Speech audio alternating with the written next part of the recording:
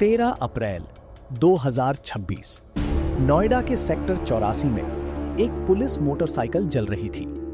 Motorcycle के सामने खड़े वो वर्कर्स क्रिमिनल नहीं थे, दंगाई नहीं थे।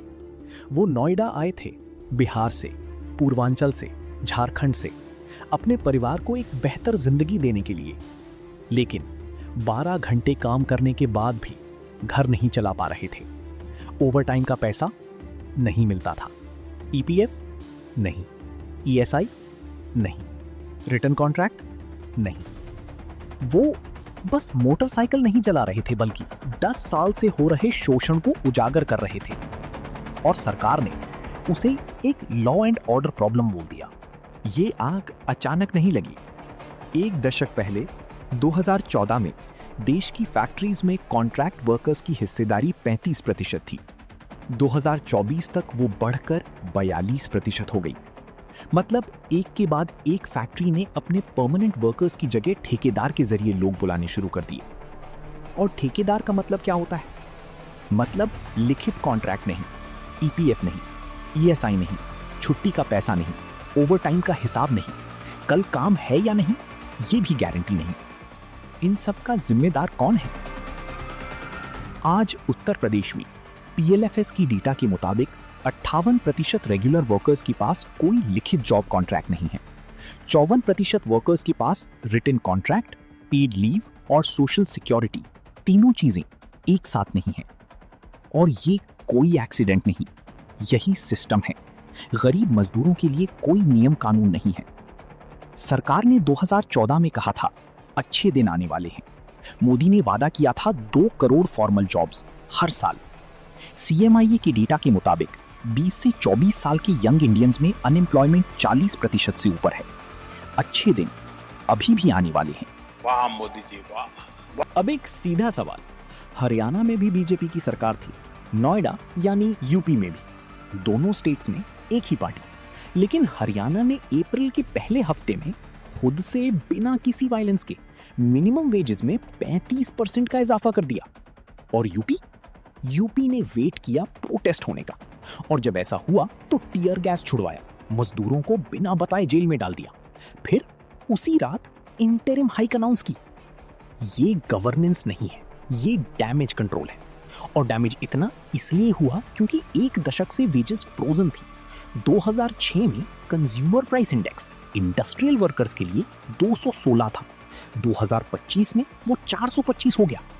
मतलब महंगाई 2 गुनी हो गई, तनख्वाह उसी जगह खड़ी थी। नोएडा के एक वर्कर ने अल जजीरा को बताया एलपीजी सिलेंडर 3000 से 4000 का हो गया, रेंट अलग और काम 12 घंटे, फिर भी कोई छुट्टी नहीं। ये वेस्ट एशियन क्राइसिस का मार है। ईरान पे सैंक्शंस, हॉर्मुज स्ट्रेट में डिसरप्शन, उसकी कीमत नोएडा की मजदूर चुकाते हैं। विदेश नीति के नाम पर बस हा खीखी होगी तो क्या ही होगा।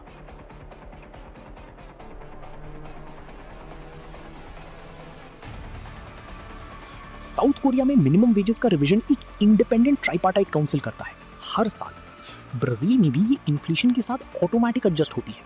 और हमारा कोड ऑन वेजेस 2019 में बना था, लेकिन तब भी आज 7 साल बाद ये हालत है कि मजदूर सड़कों पे उतर गए। नोएडा के वर्कर्स ने क्या मांगा? 20,000 से 26,000 रुपए मिनिमम वेज। सरकार ने क्या दिया? 13,690।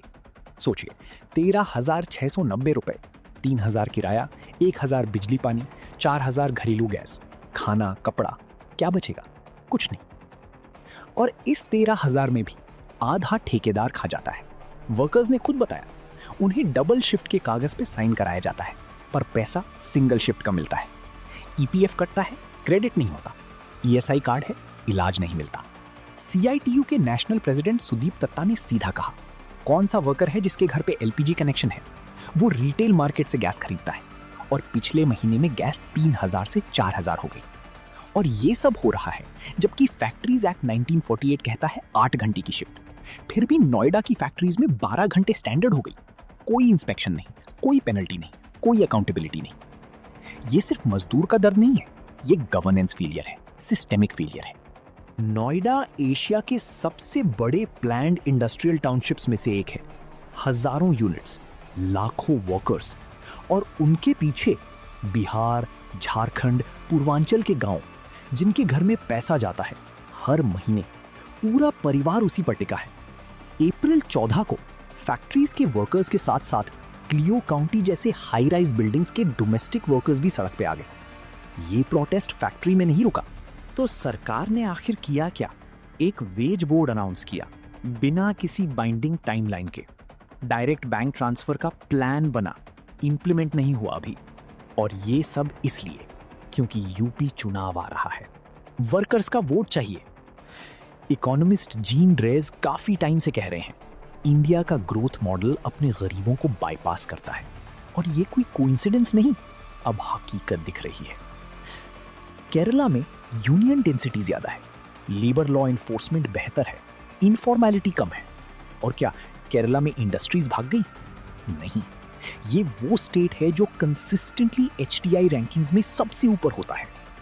वो मोटरसाइकिल अभी भी नोएडा की किसी फाइल में क्रिमिनल डैमेज के नाम से दर्ज होगी, पर जो आदमी वहां खड़ा था वो कोई क्रिमिनल नहीं था। वो एक ऐसा इंसान था जो 12 घंटे काम करके भी अपना घर नहीं चला पा रहा था। उसके पास कोई पेड लीव नहीं थी, कोई यूनियन नहीं था, कोई कंप्लेंट बॉक्स नहीं था। जब एक मजदूर सड़क पर उतरता है, वो सिर्फ प्रोटेस्ट नहीं करता, वो सिस्टम को सीधा चैलेंज करता है। और अगर ऐसा ही चलता रहा तो हर गरीब दंगाई होगा और हर मजदूर क्रिमिनल बन जाएगा।